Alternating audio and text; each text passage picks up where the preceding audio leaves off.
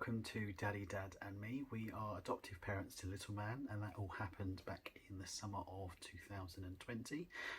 We started our adoption journey back in 2018. We've documented our way through all of the assessment, all of the panels, and obviously finally adopting Little Man last year. So if you want to find out further information, head over to our Instagram, Daddy, Dad and Me, and you can look back all through our journey to parenthood. Today's video, as you'll see from the link below, is all about introducing your child to family and friends, and it's quite an important topic once you've obviously got your little one with you. And it's an area that we really had to think about, and it's, yeah, I suppose it's very subjective for a lot of adopters and a lot of parents.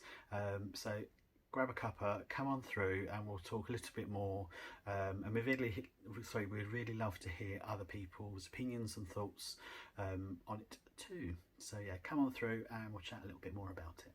So throughout the training and assessments that we went through as prospective adopters prior to being approved, you go through quite a bit of training with them, and that's 3 or 4 days depending on if you're a local authority or a voluntary agency, and dependent on that agency and the level of training they give you.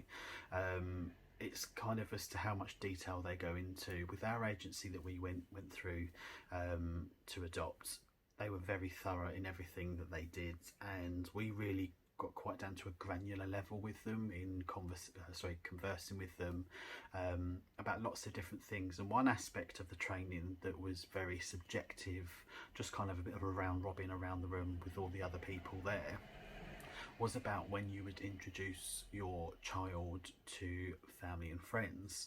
And kind of the crux of it was, and from the social worker and their background and their experience, their advice was to really keep it small for as long as possible. When we were thinking, God, that would be a good kind of 2-3 months to really build those bonds and attachments with Little Man, and just so that we could enjoy being a family for as long as possible, but being as small as possible as well. When it actually came to it, we kind of felt a few weeks in that he had started to show signs that he was settling, and we found it really helpful, and I hope other people will find this helpful, was that by showing him photos of just kind of about 3-4 members of the family, and it was a very immediate family at the time, just showing him photos, starting to talk about them with him.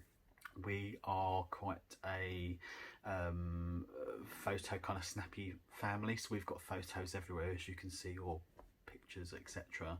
And we've got members of family up on the walls as well. So for him, he could already see from day one, once he was here, he was already asking questions like, who are they, where do they live? So for us, it was kind of easier in that respect that we had that, so I'd maybe recommend that as well. So yeah, we were we weren't keen to get him to meet them, but it just so happens that it was a very natural meeting. What we did is that we met in a local park, and obviously by then we were come out of the first lockdown 1.0, but in that middle bit where cases were better, and obviously so we could mix more, still socially distance, but still meet them.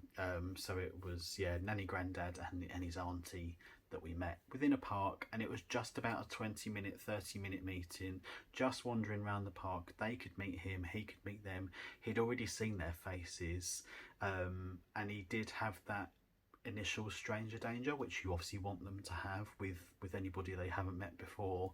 And it was very nice by the end of that brief meeting that he was already kind of waving bye-bye to them, and we stayed in the park afterwards, had some fun, just so it kind of, if he did react in any way to it, we could just be in an open setting, very natural. I remember the day being blazing sunshine, so middle of summer, which was beautiful. And he loved it, he really enjoyed it. And then we went on to, I think a few weeks after that, meet them again, but this time it was at their house, but we only stayed for a short while, and it was just building it up like that. I've seen online, and speaking to other parents and adopters, that they've done it very more quicker than we did, and some have left it kind of later. But I would say go at the child's pace, see how they settle. what the social worker said to us in our training that I referred to.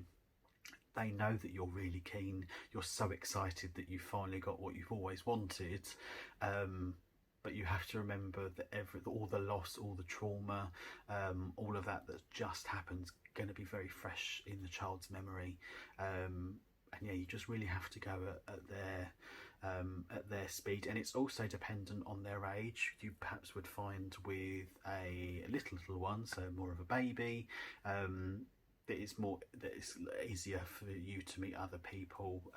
Obviously we were in the toddler range, so it's a little bit more, you're having to explain a little bit more, and you may find when they're looking at 3, 4, 5, you're able to explain more so to them and they can understand more about it. So yeah, I hope you found that useful. It's just one area to consider, but the kind of social worker, which I'm not, guidance is keep as small as possible as within your family unit. If people do come by, I would kind of keep it as brief as possible. Maybe obviously we're socially distancing at the moment, but be it doorstep and a quick. But I would always, we don't do it more so now because he's better with just kind of spontaneous moments, but I would more so explain to them, oh, we're going to meet auntie this or nanny or granddad or whoever, and that stood us in good stead for all of that time afterwards. It really started to build that relationship rather than you don't want them to walk into a room or a place full of people, because that would be very daunting or scary for anybody, let alone what had happened kind of weeks or months prior. So yeah, just be mindful of it. Any questions at all, daddydadandme@gmail.com. Please do follow us all on the socials, like and subscribe down below, because it means that more people get to see it, a message gets out about the adoption community, and that is really our main focus and aim on this channel, just to spread the awareness of adoption, because there tends to be more online about the US adoption, not so much from, especially from our point of view, a same-sex couple in England. So yeah, I hope you found this informative. Any questions, please do let us know, and we'll pop another video up very, very soon. Take care, and we'll see you soon. Bye.